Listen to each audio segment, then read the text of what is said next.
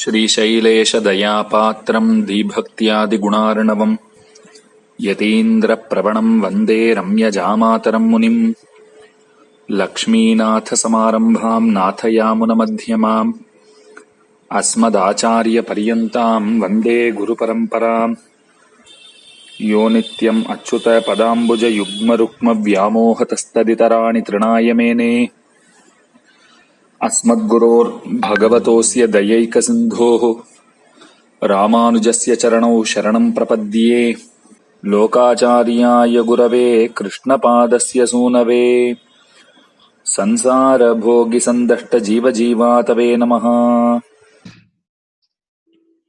श्रीशैलेशदयापात्रम् धीभक्त्यादिगुणार्णवम् यतीन्द्रप्रवणम् वन्दे रम्यजामातरम् मुनिम् लक्ष्मीनाथसमारम्भाम् नाथयामुनमध्यमाम् अस्मदाचार्यपर्यन्ताम् वन्दे गुरुपरम्पराम् यो नित्यमच्युतपदाम्बुजयुग्मरुक्मव्यामोहतस्तदितराणि तृणाय मेने अस्मद्गुरोर्भगवतोऽस्य दयैकसिन्धोः रामानुजस्य चरणौ शरणं प्रपद्ये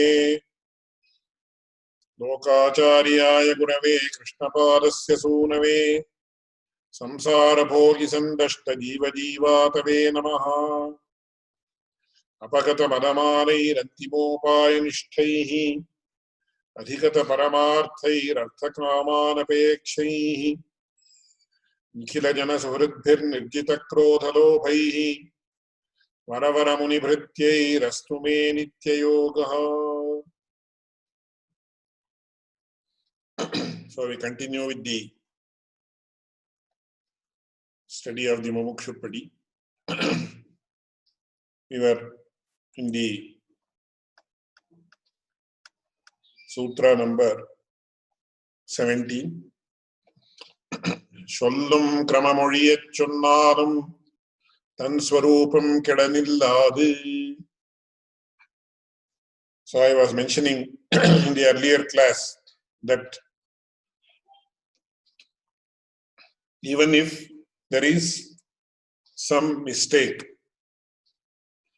or incorrect pronunciation, or it is not mentioned in the way it has to be mentioned, it doesn't matter. So there are two important aspects in this regard that is to be noted. The first thing is the mental disposition one has towards the mantra, and second is physically is he able to pronounce it properly. These are the two most important aspects.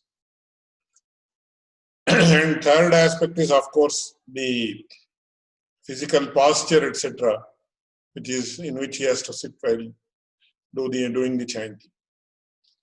So there are two important aspects in this also. One thing is, whenever he may be going around, roaming around, he may be walking, he may be taking a walk for physical fitness, or he might be going to some place, or he might be driving in today's scenario or something. So at that time, of course, he can continuously chant within his mind, or the Upamsha Swara are even allowed. That's not an issue. But as per the Anika, after the Sandhyavandanam, of course, for those who are adhikaris, it is mentioned in the Anikam as follows: that he has to separately do some pranayama, then he has to do the sankalpa, then he has to do the anganyasa, kananyasa, etc., and then chant it. That is the formal way of doing it. And informal way, of course, it is not defined as such. So at that time, the posture, etc., also matters. How, whether he should sit in a Padmasana or Sukhasana or what, and how the counting has to be done, because it is done like this: 1, 2, 3, 4, 5, 6, 7, 8, 9, 10, like that. Or you might have a Tulasi Mala or something like that. Japamala is there. Or the lotus beads, mala of lotus beads. So they are all aspects, because the what we call as the sparsha, or the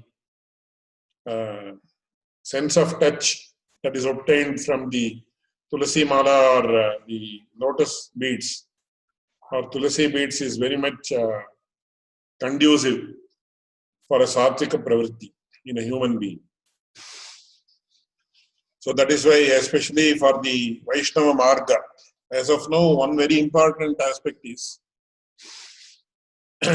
Vaishnavas, especially Sri Vaishnavas, they talk much, or rather we talk much about the, the Vishnu Paramya, and also about not worshipping what we call as Devatantaras. Devatantara means, literal meaning of Devatantara is Anya Devata Devatantaram.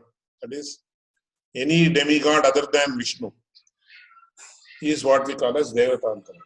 So there is a lot of among the commentators and also among the scholars who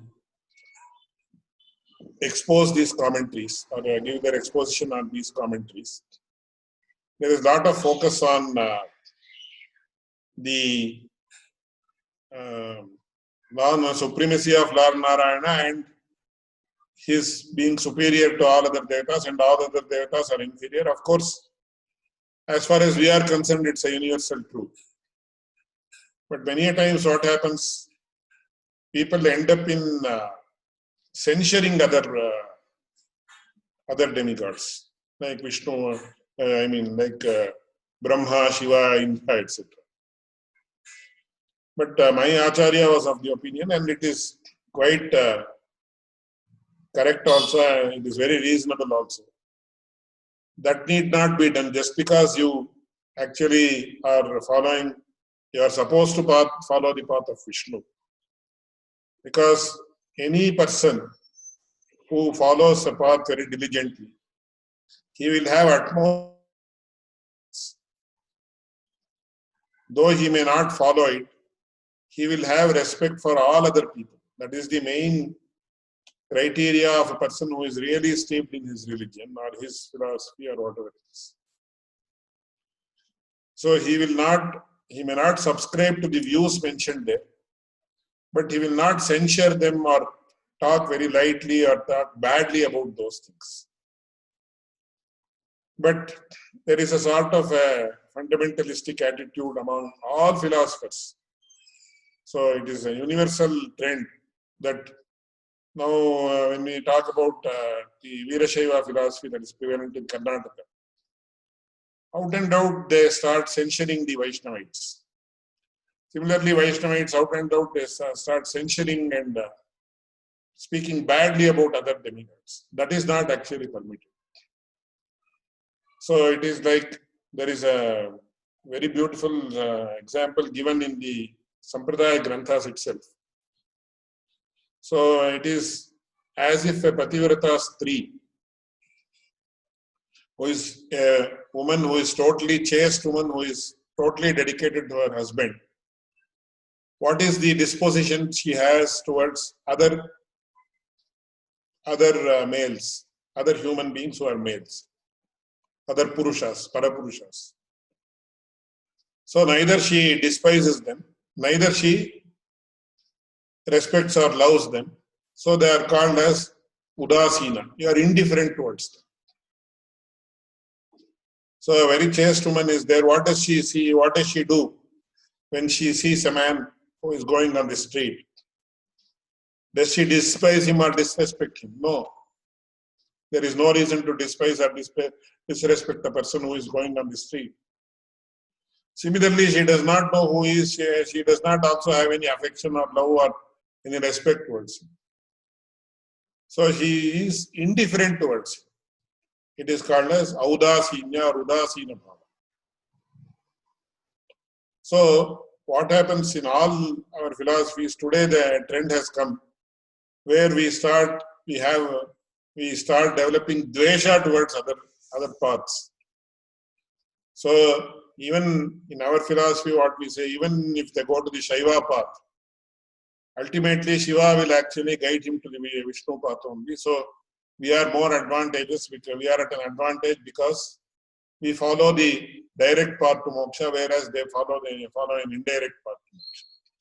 Because we have several statements which say Sarvadeva Namaskaraha Keshavam Pradigacchati. And that is reiterated many times in Sri Bhasham, etc. So ultimately, Sarvadeva Namaskaraha Keshavam Pradigacchati, what does it say? Even when you actually prostrate to a human being, ultimately it is said that, suppose I prostrate to Keshavadas. So I am actually prostrating to the Antaryami or the Supreme Lord who is prevalent within the heart of Keshavadas. So if I prostrate to anybody else, or if anybody prostrates to anybody, ultimately it is the God who is actually the recipient of the prostration, if I can put it that way.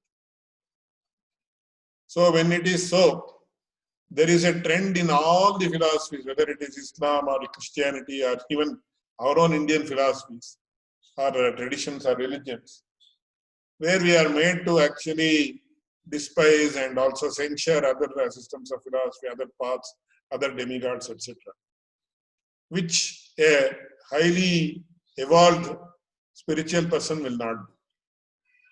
So we have to be cautious in that aspect.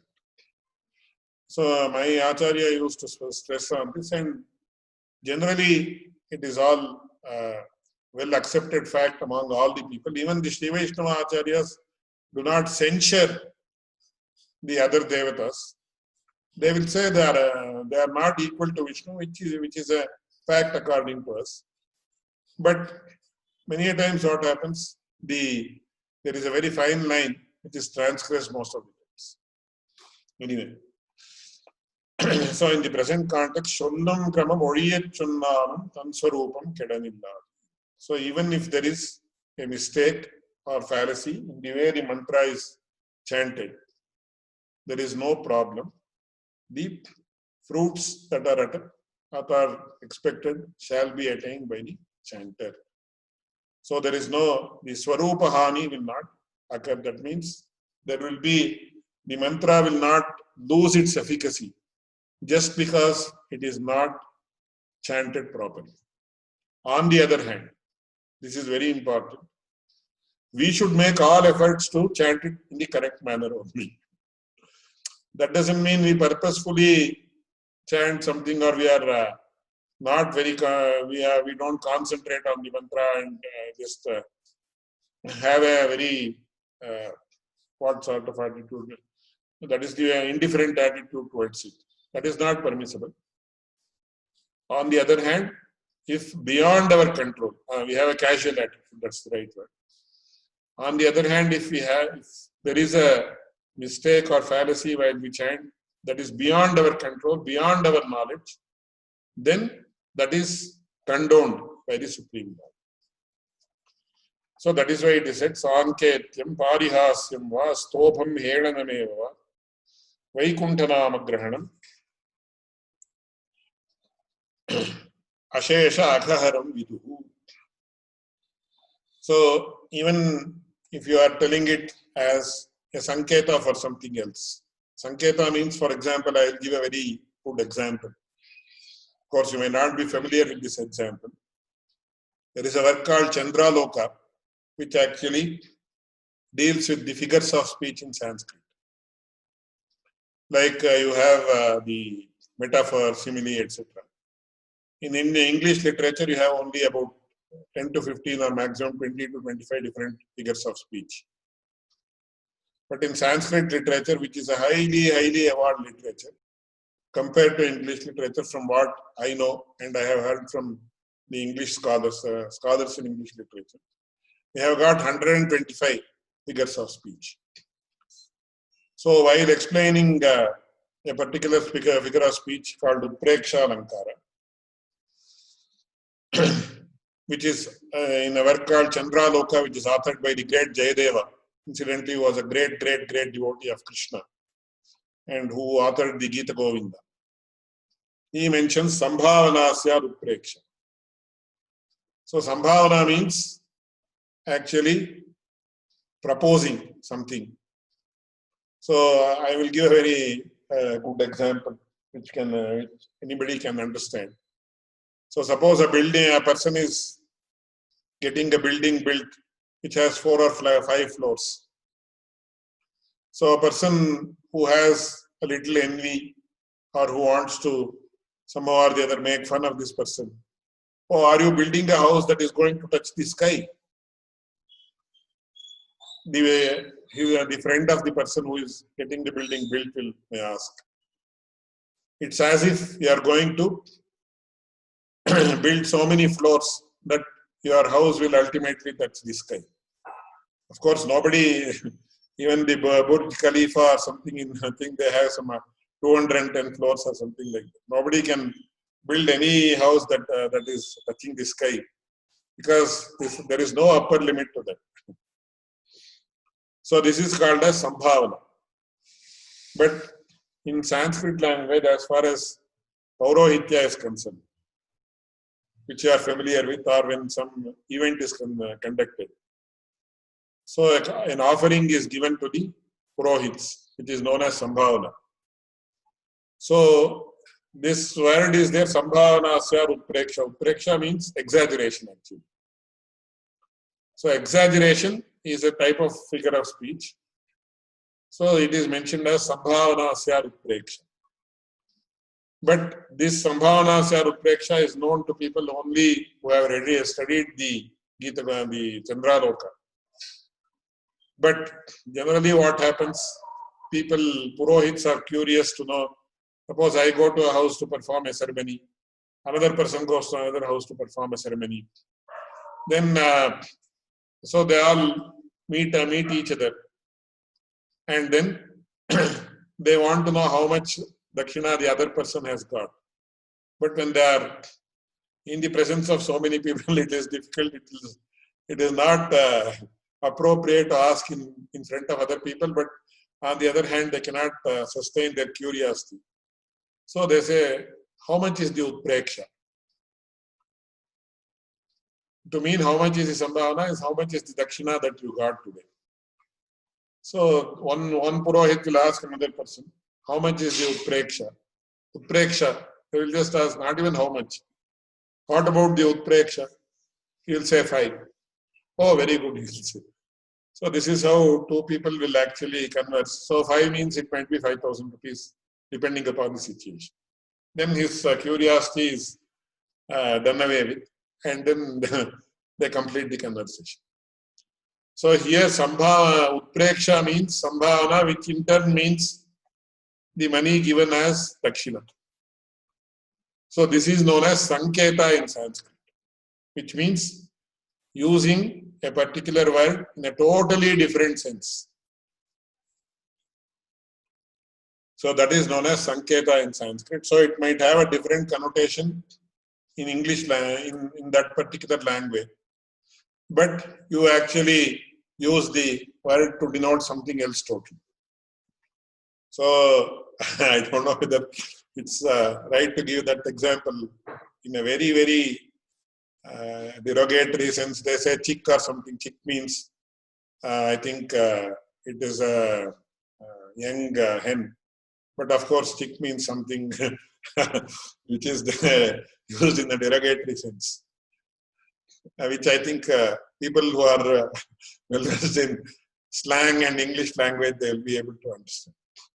So chick actually means chicken, but it's used in a different sense. So that is known as Sanketya. So even if a person, he does not want to denote the word, he does not want the word Narayana to denote the Supreme Lord, but he uses that in a different sense. That is known as Sanketya. And then Parihasya. Why I am mentioning this is, many times people will not be able to understand the deep meaning of these words. What is Sanketya, what is Parihasya, etc. So, yes, so then Parihasya. Parihasya means when you actually use the word in a derogatory sense. So, I will give one another example. Once again, it should be understood that this example should be taken only with regard to this particular context, not in any derogatory sense. Actually, even quoting such an example is totally incorrect. So with that precaution I am mentioning it. Suppose a person is of very loose character. Then many a times what people do is, oh, he's like Krishna, Lord Krishna, like that they say. Which means that if a person has some illicit relationship, they say he is like Krishna. Which is totally incorrect. Because even in the Krishna Ashtotra Shatnamavali Stotra, we say, Shodashastri Sahasreshaya Namaha is there. And then you have Anadi Brahmacharine. And you have a very beautiful shloka where story about Nityopavasi and Nitya Brahmachari. Have you heard about that story? No, that is a very interesting. Anyway, I will narrate it in some other context. So Krishna was the most revered brahmachari. What brahmachari means, etc., it's a huge topic. I am not going to that. But parihasya is where you actually use a sense in a derogatory term.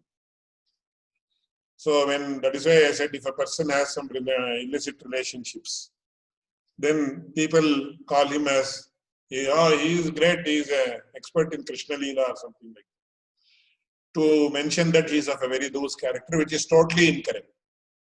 But even in those cases, it is parihasya. And then stobham. Stobha means expressions which do not have which are not having any particular meaning, any particular designated meaning. That is the right word. That means, now if I say pen, this is the pen. So this is the object. Suppose in English you say, gosh, or oh my God. So in Sanskrit there is hanta, aho, bata, etc. So these are all words used as exclamatory words or exclamatory expressions which do not have any particular meaning.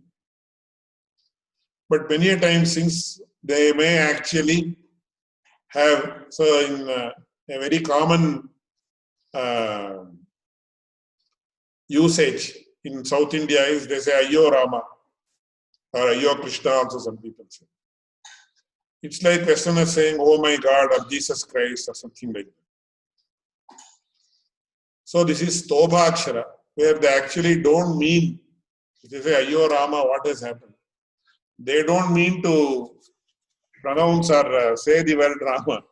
It is more of an expression, exclamatory expression, which is called as Stobha. And Hedana is totally, when you use it as a derogatory term, once again. So, whether it is all these, any of these, Vaikuntanama Grahanam, Ashesha Aghaharam Viduhu. So, when you actually chant the name of Vishnu in one way or the other, so that is why even in some versions of the story of Valmiki, it is said that the sages who came across Valmiki in his previous avatar, when he was supposed to be a bandit. Actually, this story does not have any textual evidence. It has been probably mentioned in some Purana. So there, he has the act of slighting, disregard, contempt, yes. So there, when the rishis actually gave the Ramanama as the Upadesha, it is said that they asked him to chant the name Mara, Mara, Mara, Mara. So when you say Mara, Mara, Mara, Mara, Mara, Mara, Mara, Mara, it becomes automatically, it becomes Rama. So they did not even ask him to chant the Ramanama, but they asked him to chant the sound Mara, which ultimately culminated in Ramanama being chanted several times. So Vaikuntha, that is why Sanketyam, Parihasyam, Stobham, Helanam, etc. So Vaikuntha Nama Grahanam, Ashesha Aghaharam Vidu. So they opine that the name of Vaikuntha, that is Lord Vishnu, cleanses away all the sins. And once again a shloka in a bigger meter. Etavatana aganirharanaya pumsam sankirtanam bhagavato gunakarmanamnam akrushya putra madhavan yadajamilopi Narayaneti Mriyamana Upaiti Muktim. Very beautiful shloka, very well composed, of course, like all the other shlokas in Bhagavatam. Etavata Adam Maghaniraharanaya Pumsa. So it is enough for the cleansing away of the sins of human beings. What is enough? Sankirtanam Bhagavataha Guna Karma Namna. So the saying or the exposition or pronouncing the names, the divine pastimes and also divine qualities of the Supreme Lord. So Akrishya Putram Madhavan Ada Ajamilopi Putram Akrishya Narayaneti Mriyamanaha Upaiti. So the Ajamilopakhyana is very famous.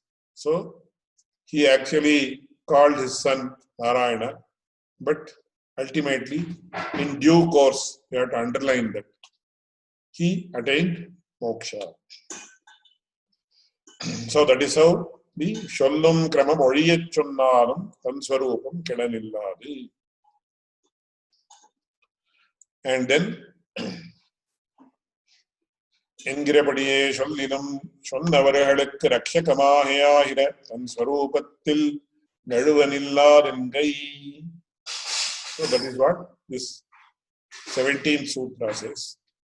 Then we come to the 18th Sutra. Idatan Kulantarum Engirapadiye Yallapekshitangalayum Kodukkum Aishwarya Kaivalya Bhagavalla Bangalai Ashepattavarhalakku Avattai Kodukkum.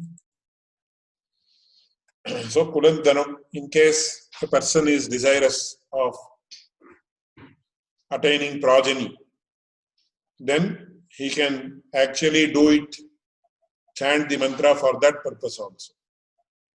So one very important aspect is there is a concept that is well entrenched in Sri Vaishnavas, but 99% of the times it is not in practice. We have to confess that also, that a Sri Vaishnava does not aspire for anything else other than the Lord Narayana. So the Kamya karmas are to be totally avoided by Sri Vaishnavas. That is a concept that is mentioned in several works. But today, once again, what has happened? There is a huge transgression while mentioning this.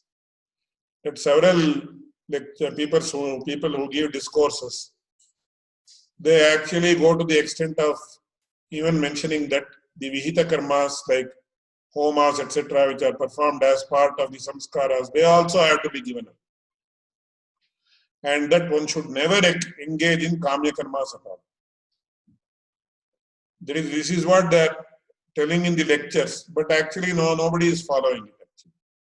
But we are not censuring any person individually, but it is just being practiced in theory, being said in theory, but nobody is practicing.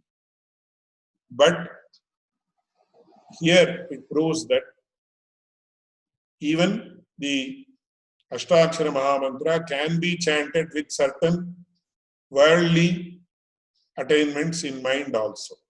But that is within the framework of them.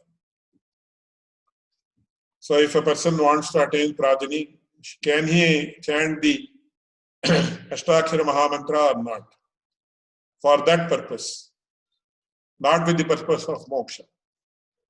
Definitely he can chant. That is why Tirumangai Advar has Kulandaram Shalvam Tandinam, etc. Which is, so we don't need an authority more than Tirumangai Advar, and which the same thing has been narrated again by Pilladokacharya, which is once again reiterated by Manoharanam. So he says, Kulam tarum shelvam tandidum. It even gives material prosperity. It gives progeny. It gives everything. So that is why Pillalokacharya says, Ella apekshitangalayum kodukkum. It will bestow all the things that a person wishes for. Then all the things means what? Aishwarya, Kaivalya, Bhagavallabhangalai, Ashipattavargalukku avathai kodukkum. So if a person wants to have material prosperity, if he wants to attain Kaivalya, or if he wants to attain the Supreme Lord, that is Moksha. All these things are bestowed by the chanting of the Ashtakshara Mahamantra. So that is well commented upon by Manavana Mavani. He says, Ini idin sarva apekshita pradatva mahira vaibhavattai arudichai hira. So he says the greatness of the Ashtakshara Mahamantra is it can bestow all the expected fruits to the person who chants this. Ada idutan endru thodangi, adavade immantrantan kulandarum endru thodangi, ஆழ்வார்கள் அருளிச் செய்தபடியே அதிகாரானுகுணமான அபேட்சிதங்களை எல்லாம் கொடுக்கும் என்கை. So based on the person's fitness, that is very important. It provides all the fruits that he expects or he wants to attain. But that is why there is a very important word, adhikaranugunama. Within the framework of the rules of creation that we have to underline. So suppose I want to become a youth of 16 years. Will it happen? Or suppose now itself I want to become a person of 70 years. Will it happen? It will not happen. Because that is against the laws of this creation or of the world. So within the framework of dharma, within the framework of the laws of nature, everything that one aspires for by chanting the Ashtakshara Mahamantra is given. That is the most important thing to be underlined. So within the framework of the laws of nature, this is very important. And then what all can a person get? Attai vishadi karikirar. So that is being explained in detail. அதாவது ஐஹிக ஐஹலௌகிகமைஸ்வரியம் ஸ்வர்காத்யம் பாரலௌகிகம் கைவல்யம் பகவந்தஞ்ச மந்த்ரோயம் சாதைஷ்யதி என்கிறபடியே ஐஹிகமாயும் பாரலௌகிகமாயும் இருக்கும் ஐஸ்வரியத்தையும் ஆத்ம பிராப்தி ரூபமான கைவல்யத்தையும் பரம புருஷார்த்தமான பகவல்லாபத்தையும் ஆசைப்பட்ட அதிகாரிகளுக்கு ஜபஹோமாதிகளாலே ஸ்வயம் சாதனமாய் நின்று அவ்வவ புருஷார்த்தங்களை கொடுக்கும் என்கை. Very beautifully, very succinctly he has summarized. So there are Aishwarya is of two types, Aihika Aishwarya and Paralaukika Aishwarya. So for example, Aihika Aishwarya is he wants to earn lot of property, own lot of property, earn lot of money, earn lot of fame, name, become very famous, etc., etc. That will be bestowed upon him by chanting the mantra. Not only chanting, he may even perform homa using the Ashtakshara Mahamantra. So japa homa adihadale.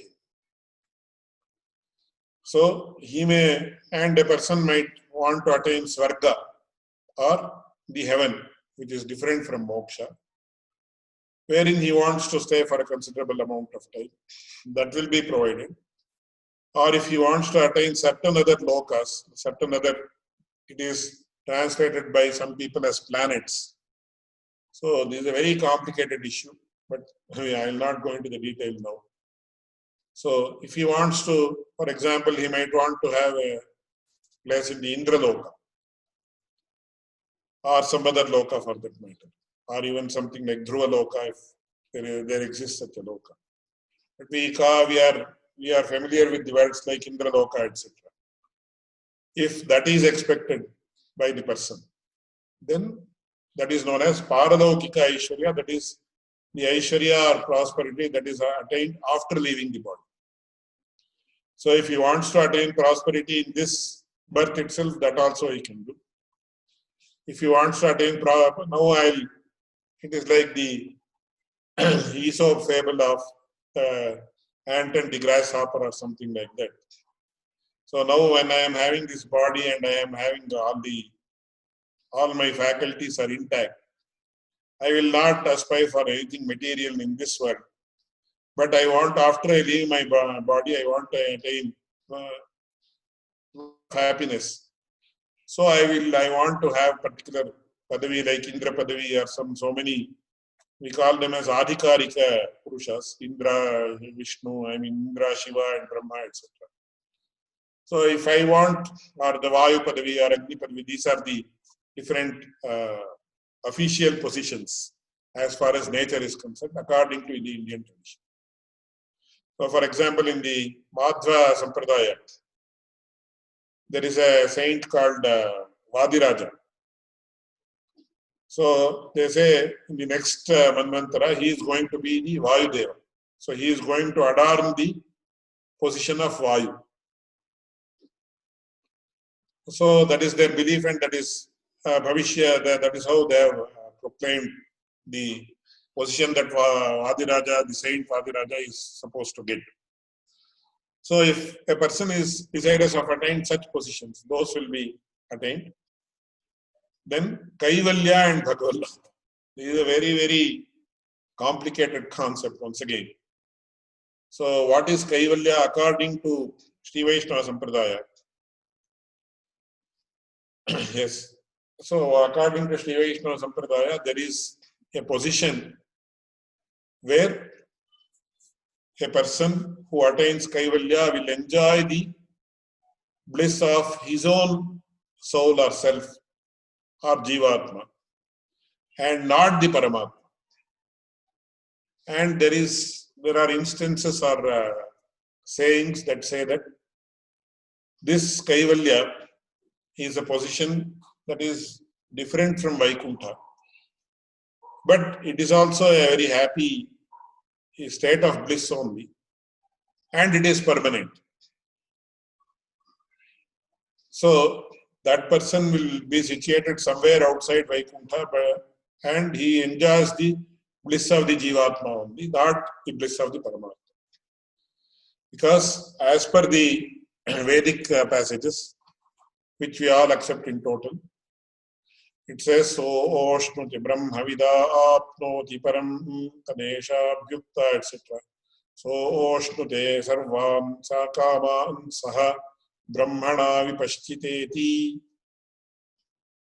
So the person who has attained the knowledge of the Brahman will attain the same amount of bliss that the Brahman possesses. And he will enjoy that bliss along with the Supreme God only. So it is called as Bhoktri Bhogya Sahitya in Sanskrit, in the philosophy of Ishtadvaita. Saha Ashnute Sarvan Kamane Saha Brahmana Vipashtita. He attains the fulfillment of all possible desires along with the Supreme God. So it's like, suppose you are going on a jolly ride. A person wants to go on a jolly ride. So he will enjoy it more if his wife and children are all together. So enjoying a bliss together gives more satisfaction. Suppose a wonderful Shakkar Pongal is prepared and offered to the Lord. So when it is partaken by all the devotees sitting together, though the experience of tasting the prasadam actually occurs in the brain of that person only, I cannot enjoy the happiness that you enjoy, and you cannot enjoy the happiness that I am experiencing. But when it is enjoyed together by many people, then it becomes more enjoyable. So that is why when they say, when happiness is distributed with others, it becomes more. When misery is distributed with others, it becomes less. So when you actually confide about your misery along with another person, misery is reduced. So when you share misery, it reduces. When you share happiness, it increases. That is what they say. Therefore, Soshnute sarvan kaman saha brahmana vipashtita. So he comes to enjoy the bliss of the fulfillment of all desires along with the Brahman. So it is said the same amount of bliss that is enjoyed by the Brahman will be experienced by the Jivatma also, and they together enjoy the bliss, which makes it all the more enjoyable. But as far as this Kaivalya person is concerned, it is said and believed that specifically he actually enjoys the bliss of his own self in confinement. That is very important. And they say that it is permanent. But why a person will aspire for Kaivalya, etc., is a different question. When he can aspire for moksha. But actually, as far as my knowledge is concerned, there are no specific instances where it is mentioned like this in the Vedas or any particular place apart from the Sampradaya works. Because as far as Sanskrit language is concerned, Muktih Kaivalya Nirvana Shreyo Nishreyasamritam, Mukti, Kaivalya, Nirvana, Nishreyasa, etc. are all treated as paryayas or synonyms. And in several of the Shastra treatises of Nyaya Shastra, Sankhya, etc., Kaivalya and Moksha are actually treated as total synonyms. They don't differentiate. But here, once again, and lot of internal squabbles between what Kaivalya is and whether Kaivalya Nishtha is different from Moksha Nishtha, etc. And my Acharya he would not entertain this discussion because we are totally in the dark about these things. And purely based on some sayings of some Acharyas, we start quarreling about it. So he used to say that it is not correct because we are totally in the dark about both of these issues. So there is no use quarreling or even making it an issue of this Tenacharya and Vadinalai Sampradayas, etc. And when we know so less about the actual fact, how much ever you quarrel, it doesn't make any sense because ultimately it leads you to nowhere. Not only it does not lead you to nowhere, it also results in so much of animosity between people, which is totally incorrect. But here it is mentioned that Kaivalya is different from Moksha, and even Ramanujacharya comments, for example, when he comments on the 4 different bhaktas, Artho, Jignyasu, Artharthi, Jnani, Bharatarshava. He says Jignasu is Kaivalyarthi and Jnani is Moksharthi. So even he makes that differentiation. But how, what, etc., there is not very, very clear indication in the Upanishads or Vedas as far as we know.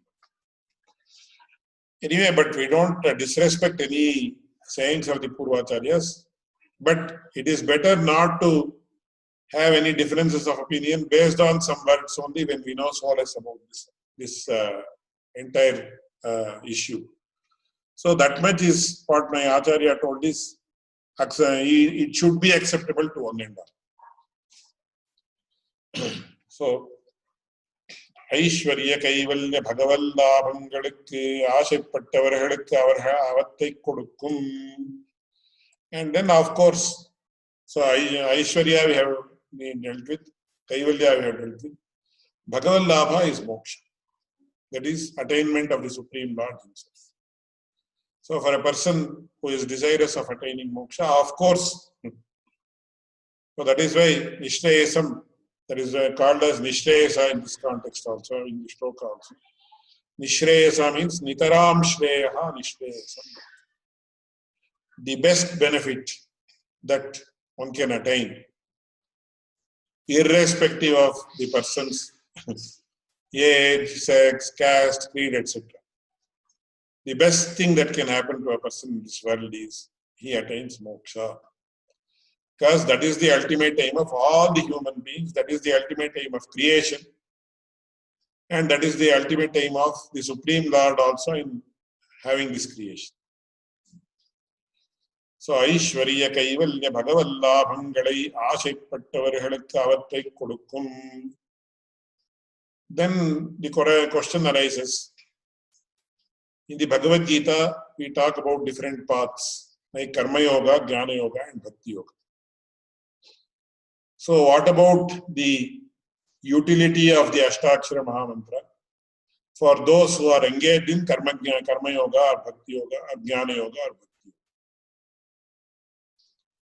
So, Swami Pillai says in the 20th Sutra, Karma Jnana Bhakti Halile Yidindavarukku Virodhiyai Pokki Avattai Talaikatti Kodukkum. So we are, Sri Vaishnavas are supposed to be doing Prapatti Yoga, which is mentioned as Sarvadharman Parityajya Mamekam Sharanam Vraja, where he says, give up Karma Yoga, Jnana Yoga, and Bhakti Yoga and do Sharanagati. That means, if you are unable to do Karma Yoga or Jnana Yoga or Bhakti Yoga, don't worry, do Sharanagati. That doesn't, but many people once again interpret it in a way that Karma Yoga is against Sri Vaishnava philosophy or against the Bhakti philosophy or something like that. It is not. Definitely, that is why when we come to the concept of Jnana Karma Samuchayavada, a very, very important concept. Are you familiar with this concept of Jnana Karma Samuchayavada?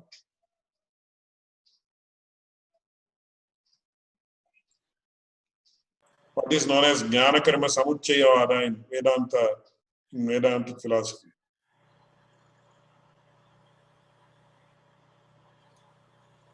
Are you familiar with it? No, I don't think so. The idea that Bhakti Yoga has to contain also karma and jnana. No, there is a specific topic of whether how the association of karma and jnana, karma and bhakti, etc. happens. It is known as Jnana Karma Samuchayavada. And it is a very important topic as far as Vedanta literature is concerned, because there is the Dvaita school of philosophy, Advaita school of philosophy, then Yadava school of philosophy, and also our own Vishishta-Advaita school. So I'll explain it some other. It's a big, a very deep concept. So we will not deal with it now. So anyway, one thing we are sure is, in the Bhagavad Gita, we talk about the three yogas: Karma Yoga, Jnana Yoga, and Bhakti Yoga. So Karma, Jnana, Bhakti, Indivaru. So those who are deeply engaged, either in Karma Yoga or Jnana Yoga or Bhakti Yoga, the Ashtakshara Mahamantra, what will it do? Virodhiyai Pokki Avattai Talaikatti Kodukkum. It will rid the obstacles that are the impediments of the person attaining the fruits as far as Karma Yoga, Jnana Yoga, and Bhakti Yoga are concerned. And then it will ensure that the fruits of the results of Karma Yoga and Jnana Yoga and Bhakti Yoga are attained by the aspirant or the devotee. So, any path you take to moksha, a person takes to moksha, that is Karma Yoga or Jnana Yoga or Bhakti Yoga or Prapatti Yoga, which he is going to talk about in next sutra. or worldly attainments like name, fame, etc., or other worldly attainments like attaining different positions of Vayu, Agni, Indra, etc. Ashtakshara Mahamantra is useful in all these instances. So in a way we can say in a very modern parlance, it's the be-all and end-all, we can say, put it like that. And this is commented upon by Manavadamani. Idi karma dupaya sahakaritvarupamana idin vaibhavattai arulichai hirar. So it cooperates. It becomes a subsidiary of Karma Yoga, Jnana Yoga, and Bhakti Yoga, and all the yogas.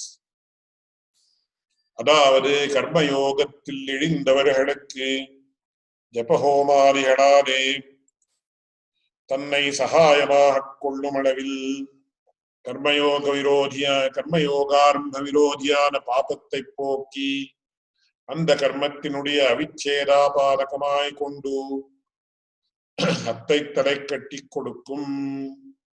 பிரதமத்திலே ஞான யோகத்திலே இழிந்தவர்களுக்கு தன்னை சகாயமாக கொள்ளும் அளவிலே கர்மசாத்தியமான ஞானாரம்ப விரோதி பாப நிவர்த்தியை பண்ணி அந்த ஞானத்தை நாடோறும் அதிசயத்தை பண்ணாது நின்று கொண்டு அத்தை தலை கட்டி கொடுக்கும்.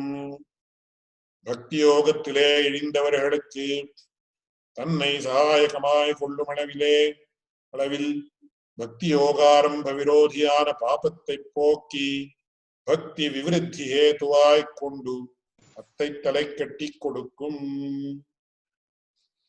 So very beautifully Manavada Mamani explains how the Ashtakshara Mahamantra cooperates, acts as a subsidiary in doing away with the obstacles of Karma Yoga and also helping in attain the fruits of Karma Yoga.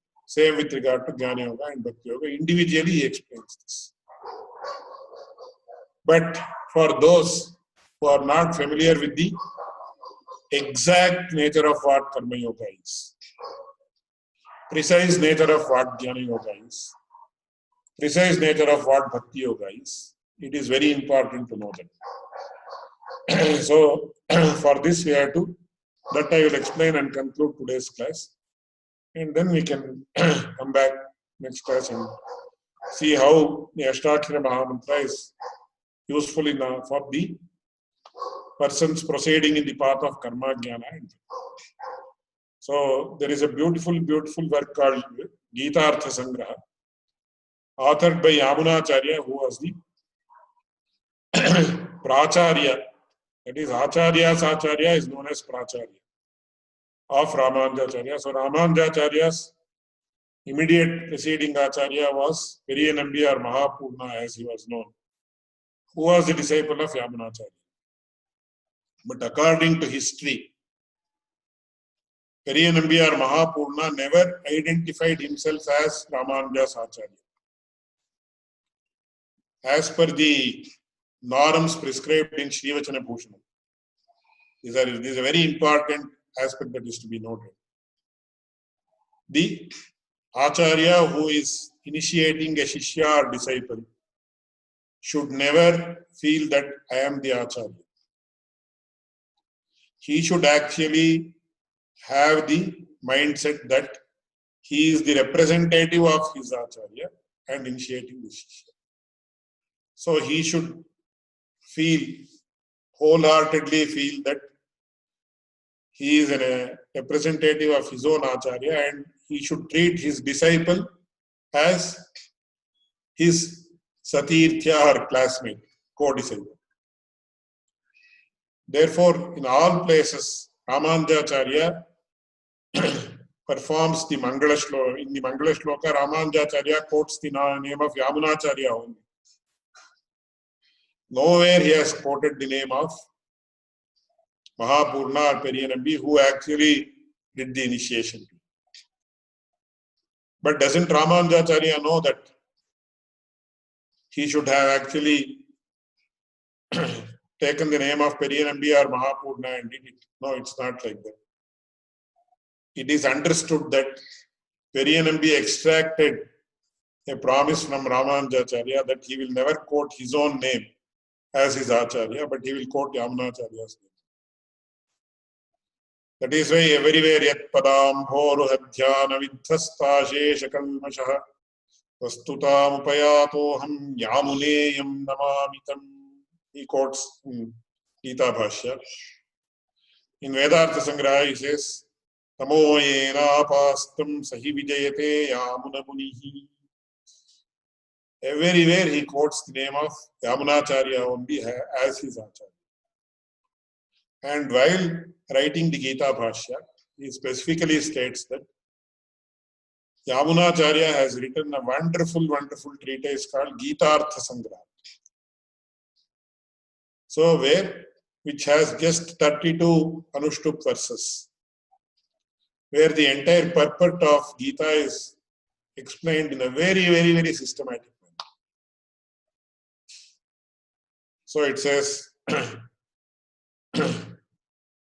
Swadharma jnana vairagya sadhya bhakteka gocharaha Narayanah param brahma Gita shastre samiritaha.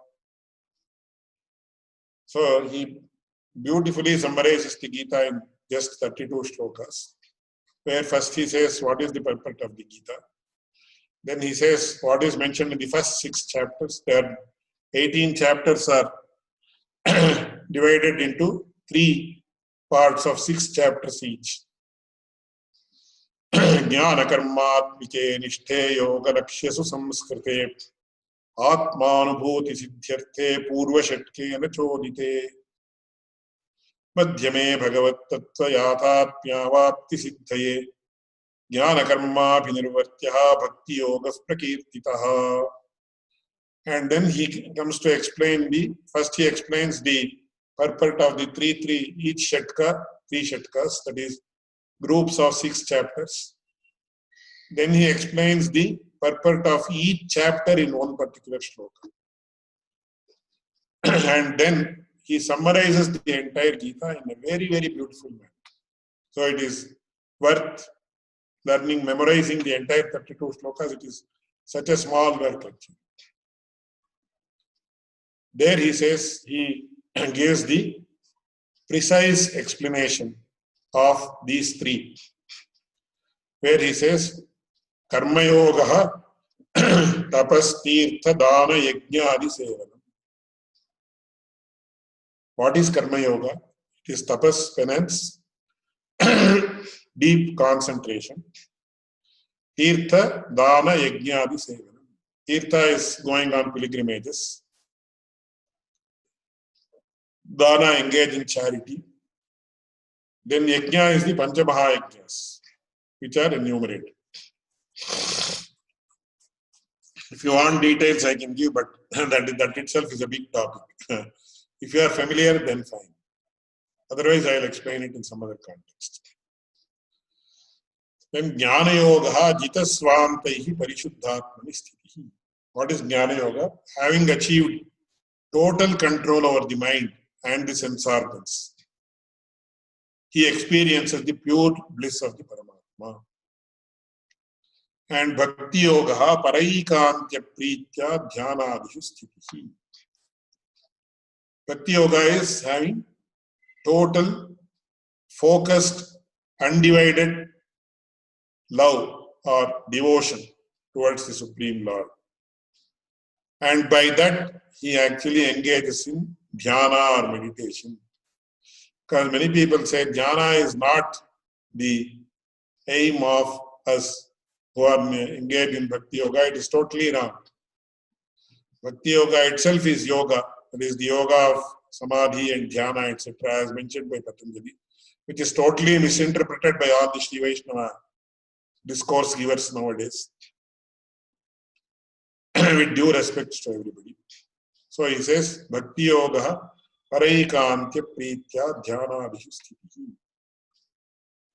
And even and we have enough evidences in Yamunacharya and also Ramanujacharya's works that the Yoga Sutra of Patanjali, etc., is applicable to Vishishtadvaita or the Bhakti Marga only rather than Advaita. And today, the Advaitins have appropriated the Yoga Sutra, and we are also totally under the incorrect impression that we have got nothing to do with yoga, which is totally incorrect. So, Bhakti Yoga, Paraikantya Pritya Dhyana Adhishu Sthiti.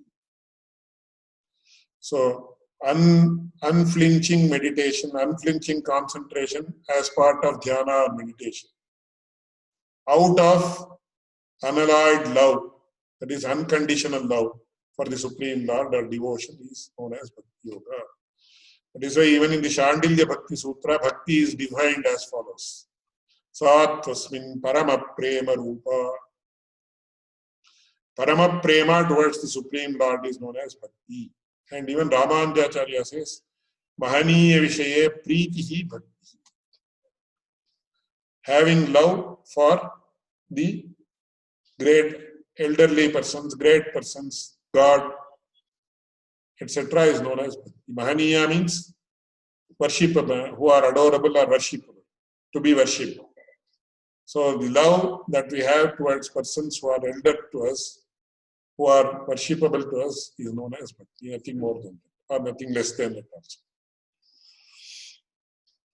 So how this is the specific, precise explanation of Karma Yoga, Jnana Yoga and Bhakti Yoga. And how the Ashtakshara Mahamantra is helpful in warding off all the impediments for these three yogas with regard to those who are really engaged in these yogas. That is to be underlined.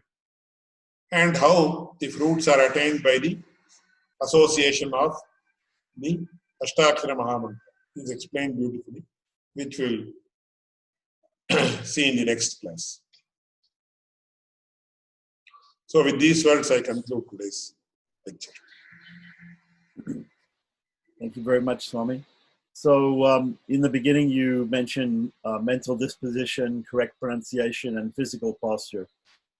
But basically two, mental disposition and correct pronunciation. So is it possible that, are you going to explain that in detail at some point, or should we, is it possible yes, to have I'll explain separate?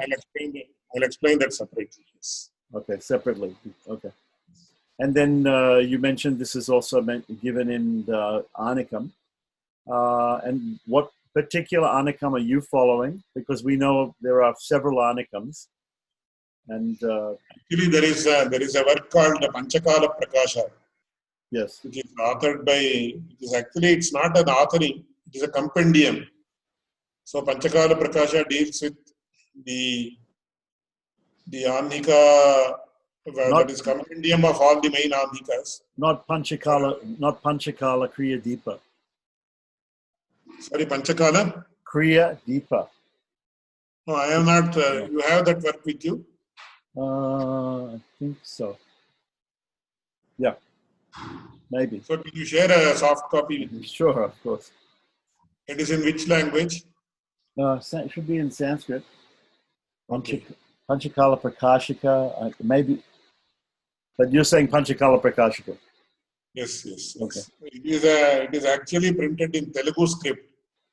I have a copy, but it is quite old. It's printed nearly 80 to 90 years ago, and we see that it was so popular among the Sri Vaishnavas in those days that one edition was sold out within a matter of few months, and they printed a second edition. And that's what we understand from the introduction.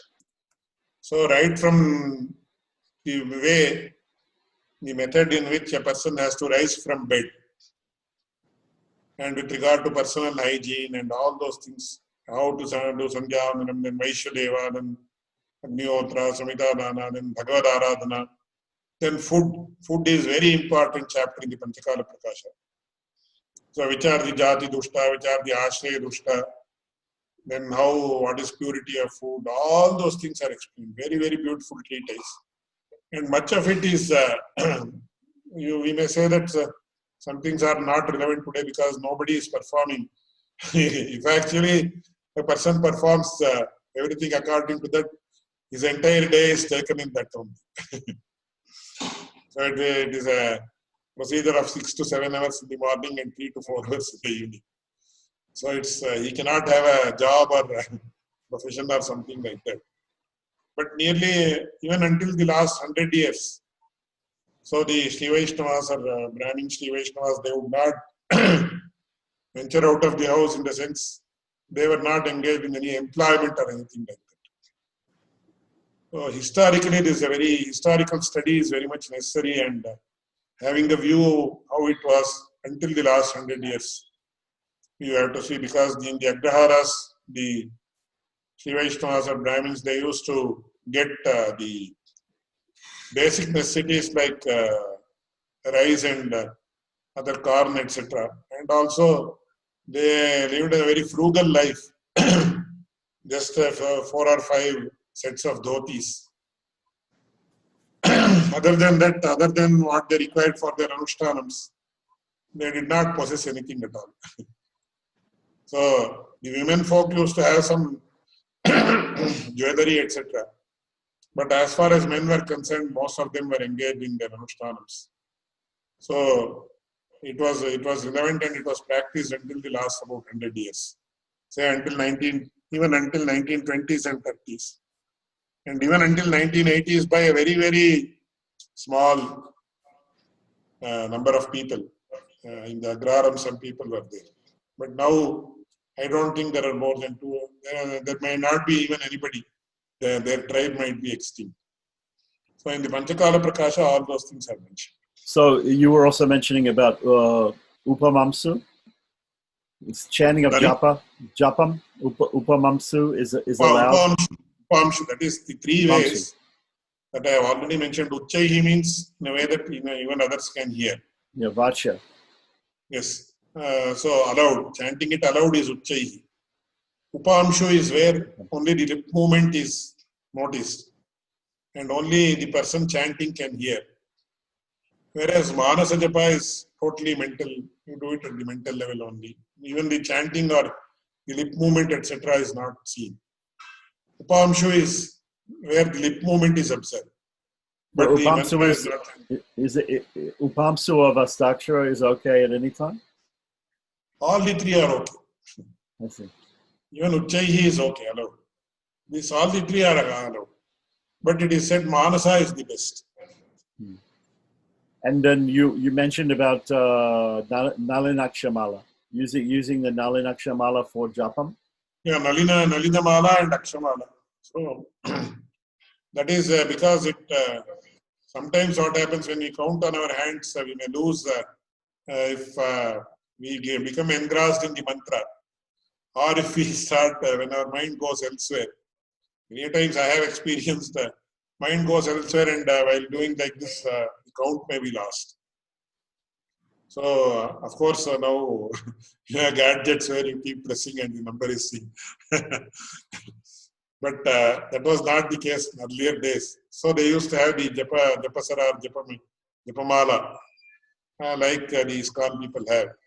So there you get the specific count properly.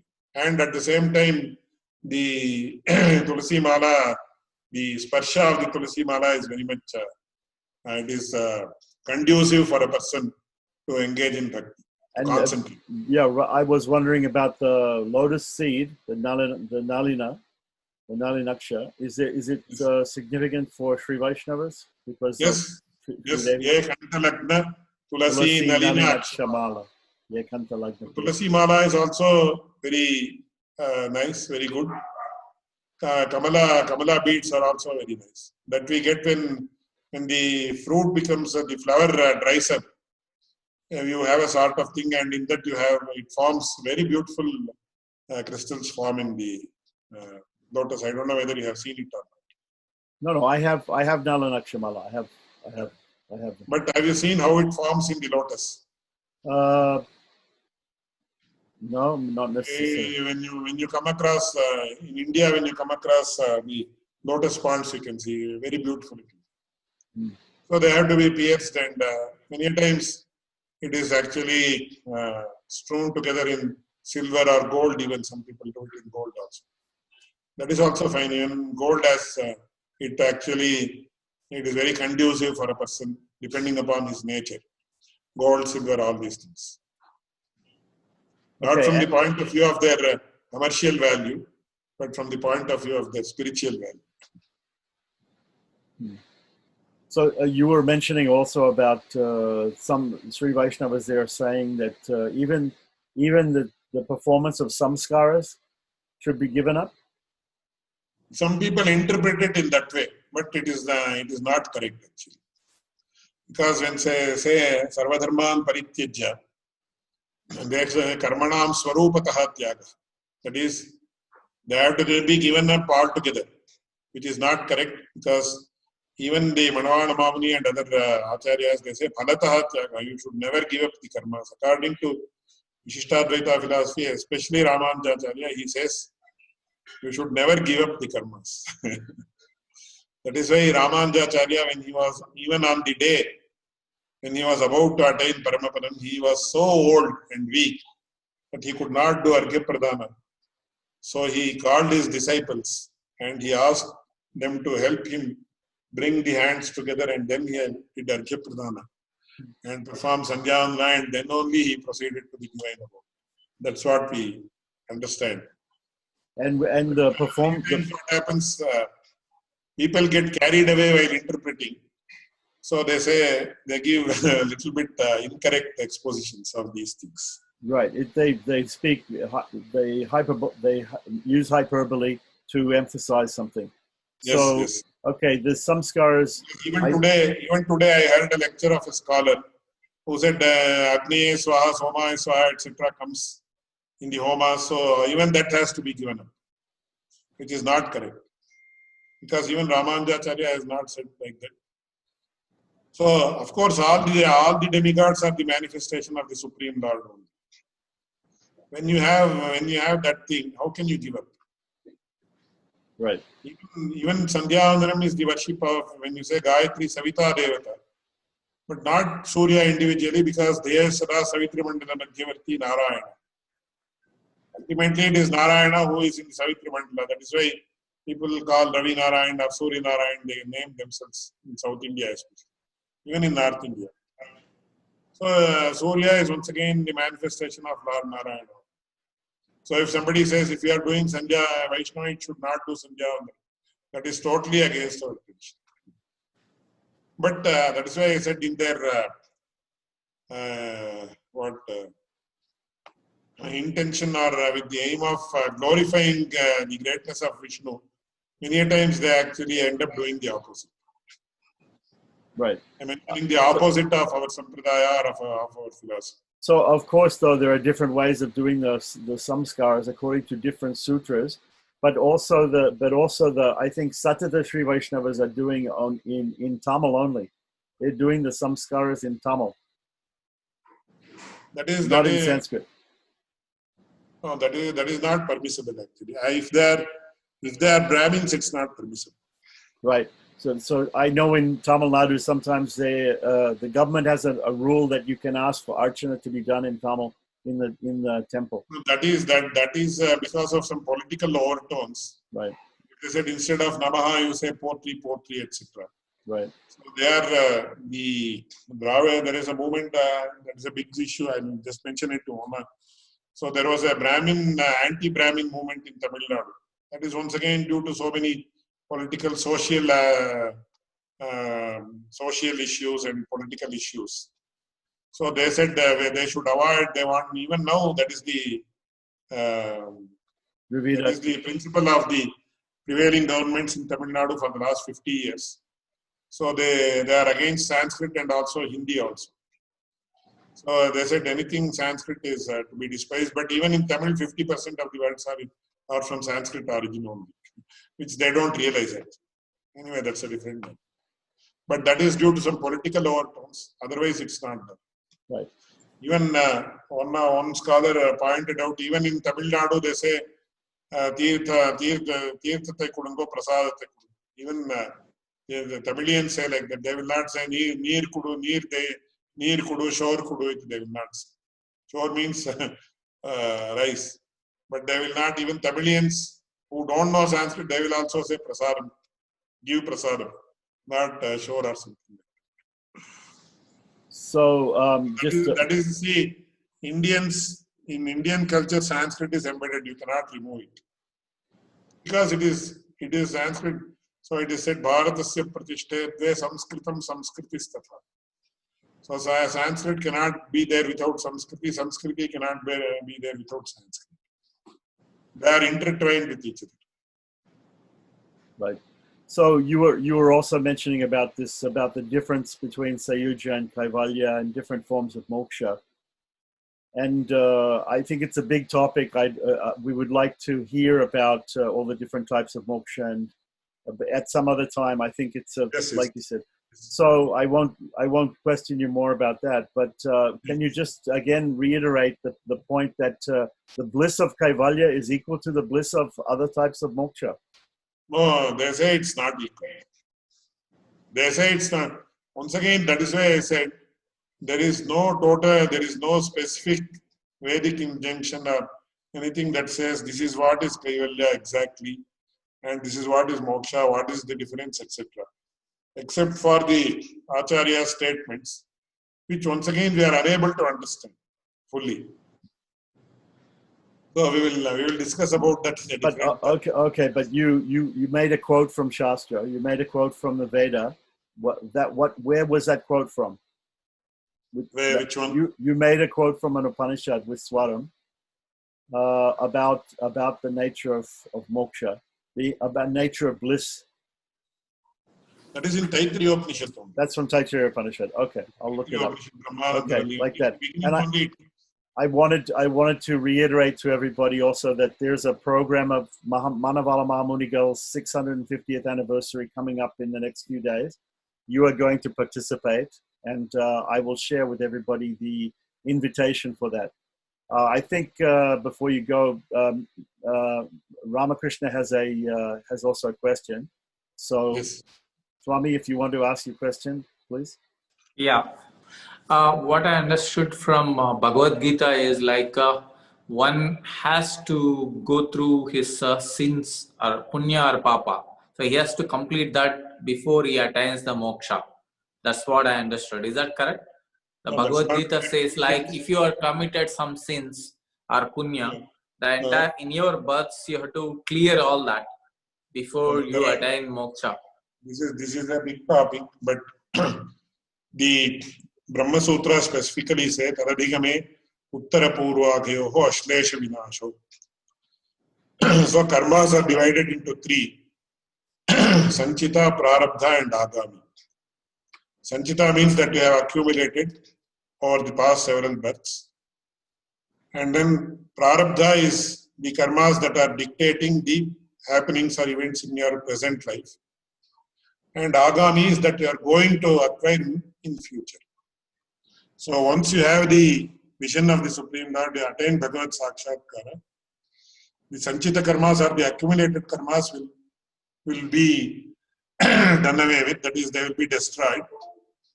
So that is an example, his analogy is given wherein when you put some cotton into a burning fire, immediately it is reduced to ashes. Even Andal says in the Tirupavi, Teenil Tusha. So Sanchita karmas or accumulated karmas will actually be destroyed. Agami karmas will not affect you. They will become impotent to affect you. Only prarabdha karmas have to be done away with by undergoing the fruits.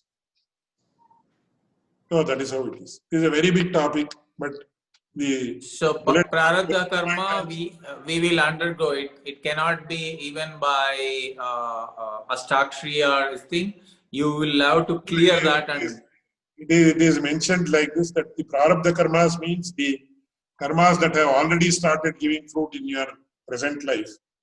They cannot be done away with. They have to be done away with or overcome by means of experiencing the fruits, whether it is happiness or misery. But the Sanchita karma and Agami karma will be destroyed. Thank you.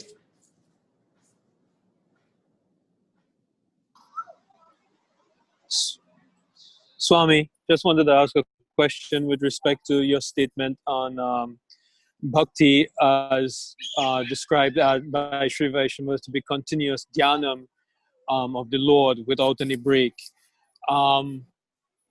You said No, that I don't think it is. Because even Ramanujacharya says, Taila dharavati avichinna smriti santatihi dhyanam. So even Ramanujacharya says it is, dhyana is continuous, unimpeded concentration on the Supreme Lord. So I don't think it is given as wrong interpretation by Sri Vaishnavas. If you have any instance, you please tell me. no, what is I'm saying that others who are practices, they practice bhakti yoga, they will say that this is not like the correct interpretation. One simply does Navada bhakti, like for instance, coming from a ISKCON background, Navada bhakti, you can just do any one of these processes or all these processes and can attain perfection. I understand. Shravanam Kirtanam Vishnoho Smaranam Parasevanam Archanam Vandanam Dasyam Sakhyam Atmanivedanam, etc. The consummation of bhakti is dhyana. Right. When bhakti becomes consummated, it results in dhyana, which is the aim of bhakti yoga, which will lead to Bhagavad Sakshatkar. So these are all angas of bhakti. So it's not like dhyana is wrong interpretation. So it might be Shravanam, Kirtanam, that is you listen to the pastimes, then you do Nama Sankirtana. All these are the angas of bhakti yoga. When it is consummated, it will result in dhyana.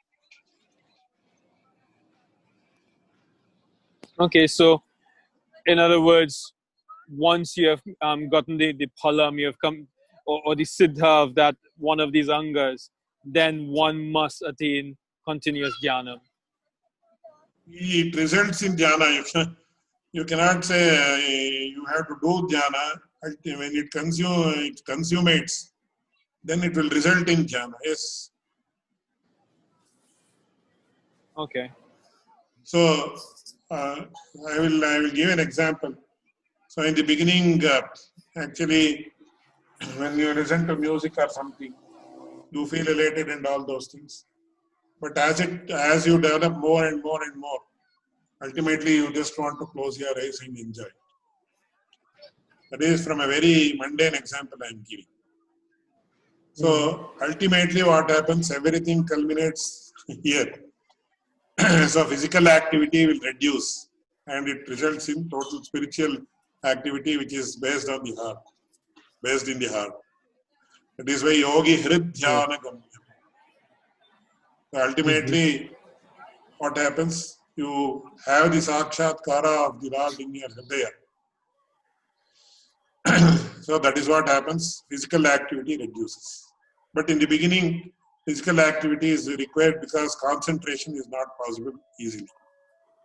So then you do all these things, Shravanam, Kirtanam, Vishnu, Smaranam, Padasevanam, Archanam, Vandanam, Dasyam, etc. And Sakhyam, then Atmanivedana. What is Atmanivedana? You give yourself That to was my this, next question. which is nothing but dhyana in a way.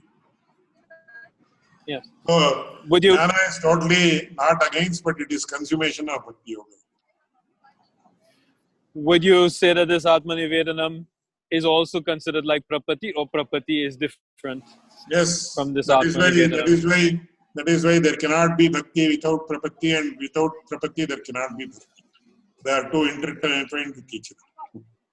That is what Ramanujacharya says.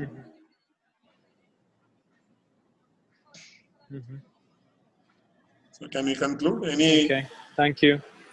I hope your question is answered. More or less, I think that as we go along, it will become more and more clear. But thank you. Anyway, if you have further questions, you can have in the next session.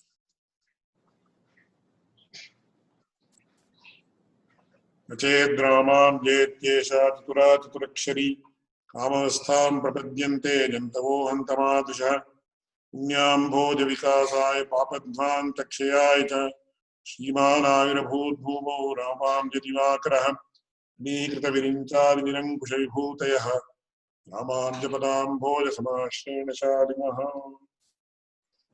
Thank you very much, Swami.